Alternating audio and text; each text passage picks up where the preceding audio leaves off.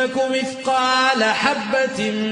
من خردل فتكن في صخرة أو في السماوات أو في الأرض يأت بها الله إن الله لطيف خبير يا بني أقم الصلاة وأمر بالمعروف وانه عن المنكر واصبر على ما أصابك إن ذلك من عزم الأمور ولا تصعر خدك للناس ولا تمش في الأرض مرحا إن الله لا يحب كل مختال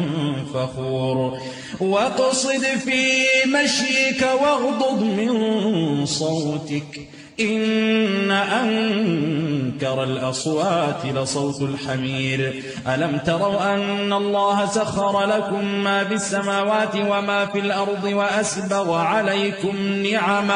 وأسبغ عليكم نعمه ظاهرة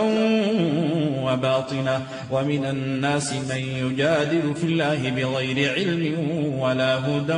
ولا كتاب منير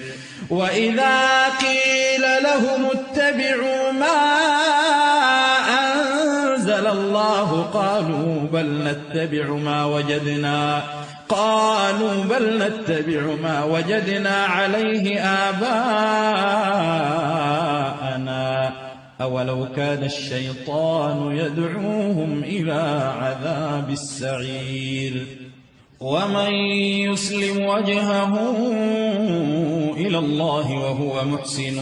فقد استمسك بالعروة الوثقى وإلى الله عاقبة الأمور ومن كفر فلا يحزنك كفره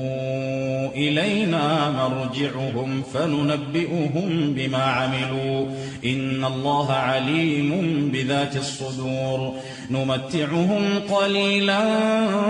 ثم